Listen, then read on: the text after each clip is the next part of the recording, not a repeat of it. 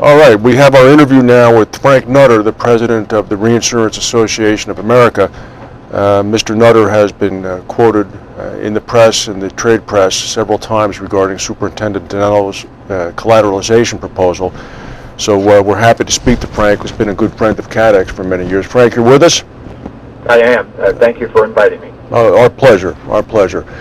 Before we get into the substance here, I've been doing this with Sean McGovern at Lloyd's, and also Mike Koziel and Brad Kading, and certainly Mike Moriarty. I give them a platform at the beginning if they could outline, if they wish to outline the views of their organization about Dinello's proposals, so we can use that as a starting point. Would you care to do that? I'd be glad to do that. The Reinsurance Association of America represents reinsurance companies that are authorized and licensed in the United States. Frankly, many of those companies are subsidiaries of foreign companies, so while we don't represent the foreign interest of those companies, we do represent their U.S. investments in the United States. And with respect to the New York proposal regarding a reduction in collateral, we actually applaud New York for its leadership in this area. We do think that there is great value in reform of the reinsurance regulatory system, and that New York's leadership is welcome in this regard. Having said that, it is unfortunate where individual states have to take any action with respect to reinsurance regulation when there is not a comprehensive system of reform, either among all the states or at the national level. So our disappointment is not that New York is taking some action, but that it isn't more comprehensive, and that it isn't reflective of the need for overhaul reform among all the states, not just in New York. With respect to the New York proposal, it does seem to have some assumptions built into it that we're not convinced of. The first is that this is going to increase reinsurance capacity in New York. The NAIC a couple of years ago released a white paper that assessed that all of the collateral in the United States, not just in New York, came at a cost of about $500 million. I don't mean the collateral itself, I mean the cost of maintaining the collateral.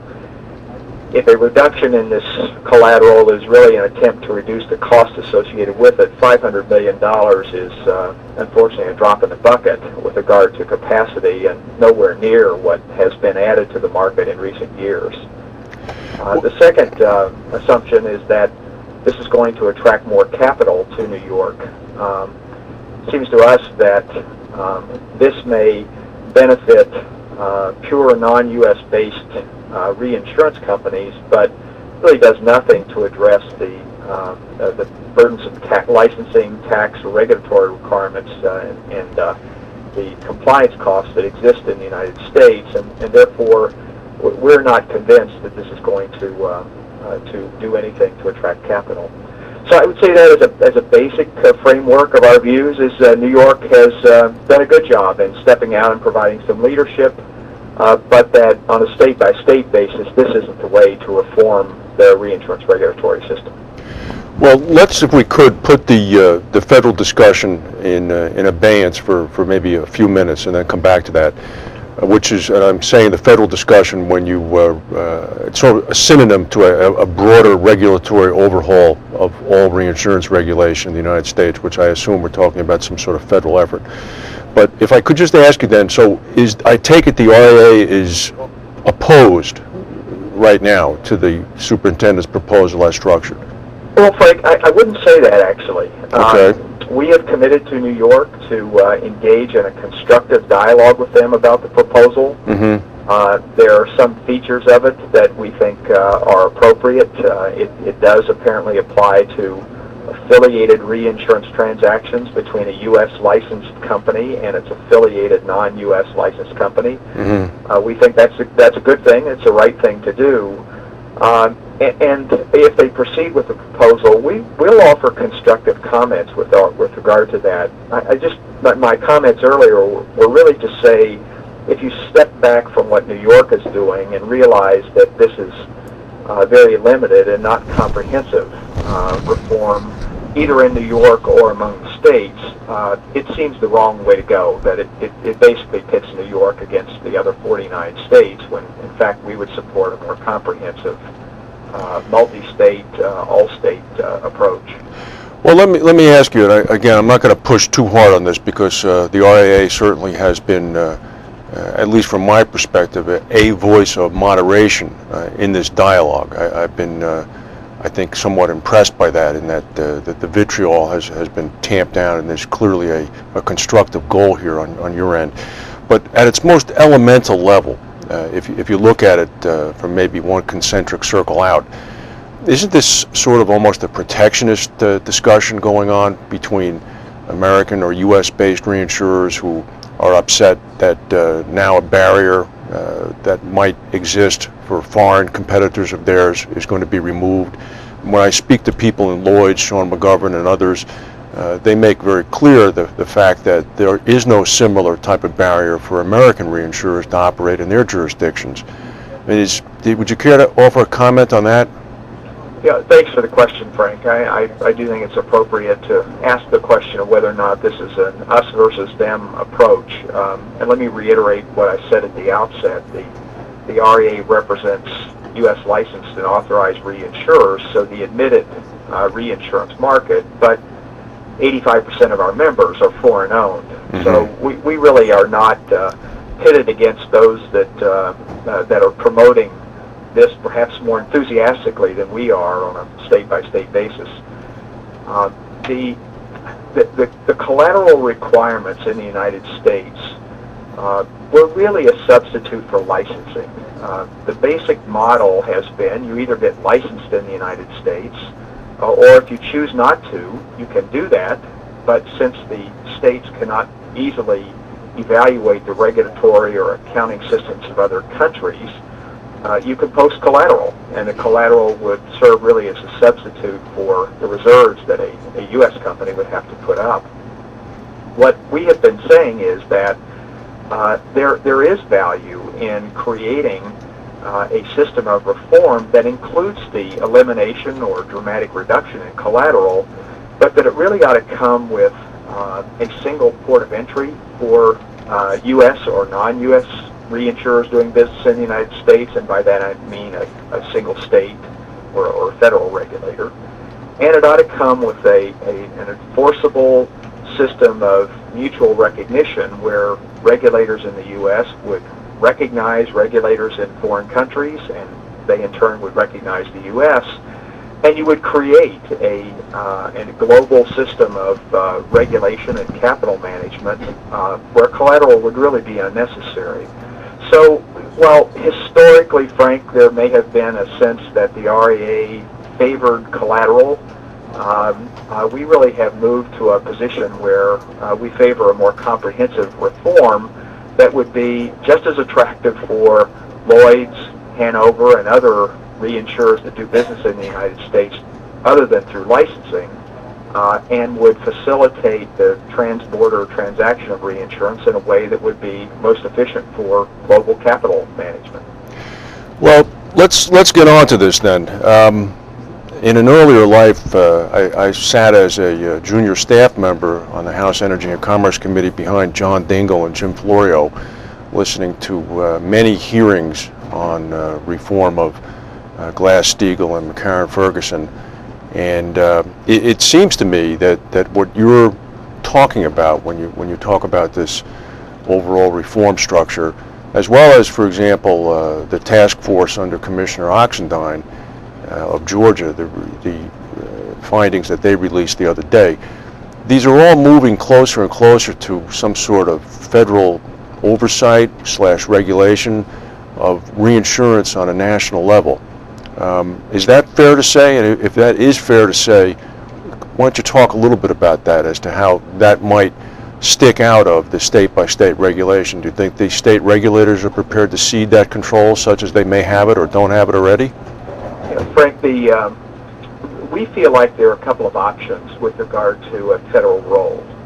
One is, and it's really a preference on our part, would be a federal regulator.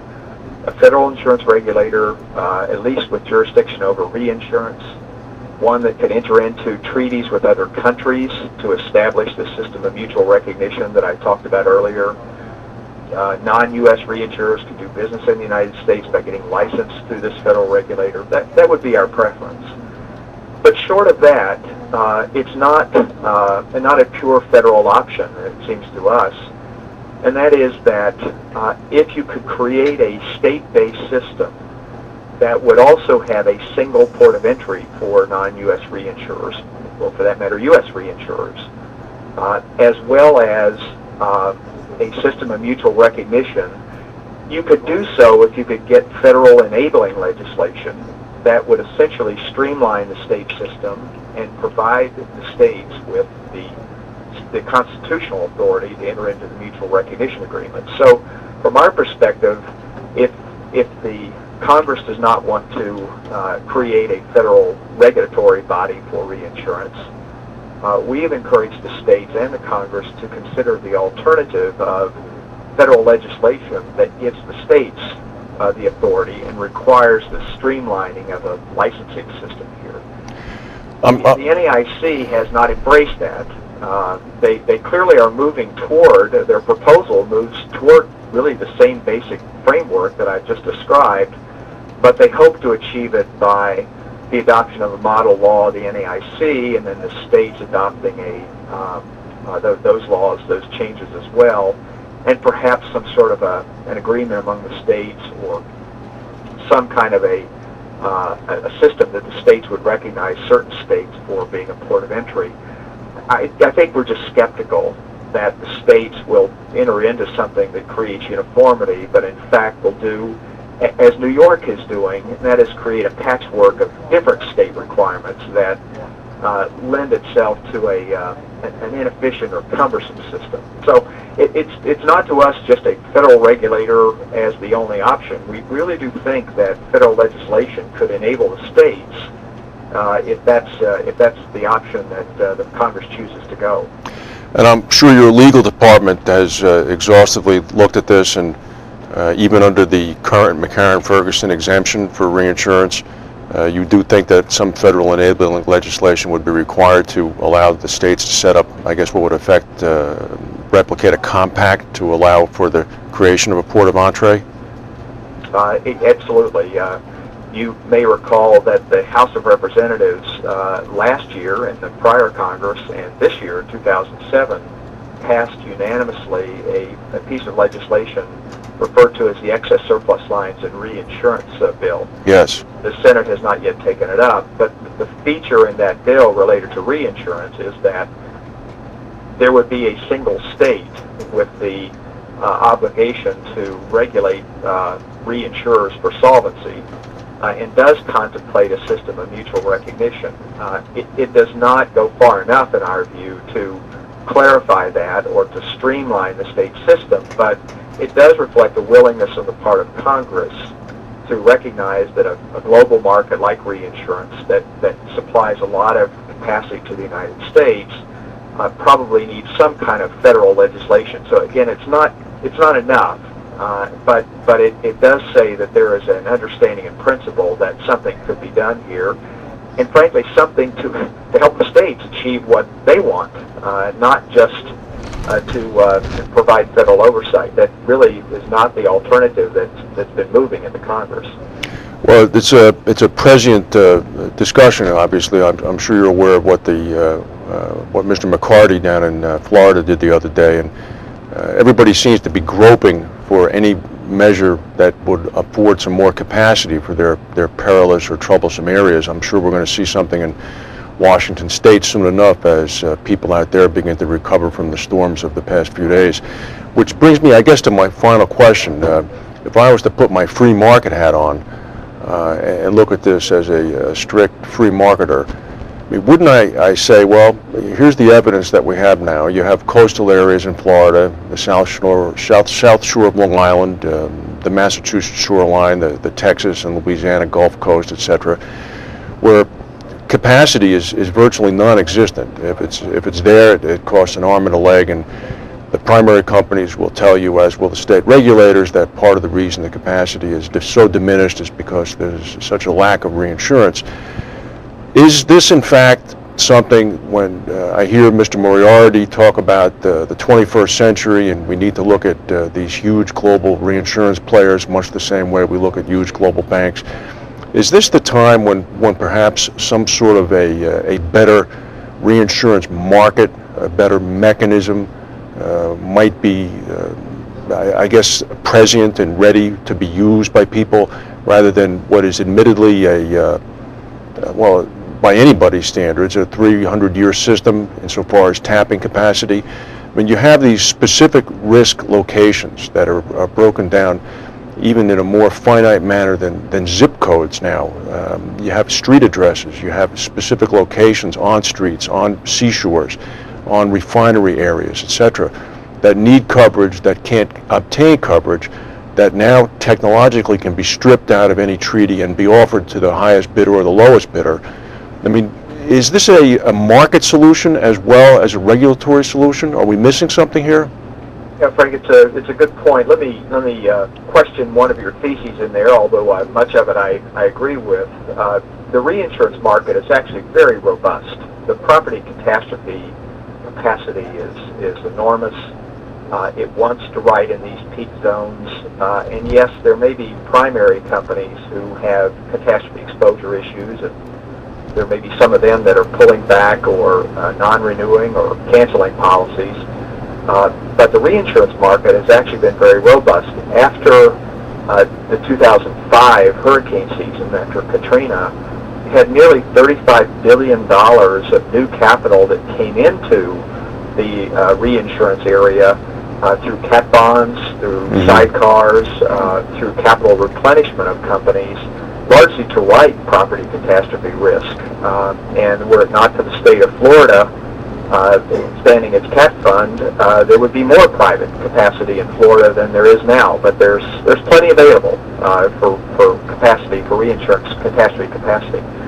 But your point is well taken, is that one of the really encouraging developments has been not only that the capital markets, notably in the United States, the capital markets have supplied capacity and capital to support catastrophe risk in a traditional format, meaning investing in new startup reinsurers, but they have provided an interest that's growing. Some would say it's doubled in the last few years, of catastrophe bonds and other forms of securitization to trade catastrophe risk. The reinsurance market and the insurance market have large capital bases, but the capital markets are an enormous well of capital and have really looked at this as a great opportunity for diversifying their portfolio. We think that there is a private market solution that's in place and operating, and that states are ill-advised to create state government, basically taxpayer-funded entities when the private capacity is there and the capital markets are increasingly interested in this area. It is a solution that's there if the states will let it play out. Well, I see that Superintendent Dinello is talking about reviving the New York Insurance Exchange, so he may be thinking along the same lines. Well, he's actually, we've had conversations with him about that. He's intrigued by the idea that the New York Insurance Exchange might be that port of entry for both traditional reinsurers as well as a capital markets-based solution. So we've expressed our interest and willingness to see if we can't take the basic framework of the New York Insurance Exchange that exists in the statute and develop it in a way that does address this. He's a very creative thinker, and he shows a lot of willingness to work with the markets to try and find private market solutions.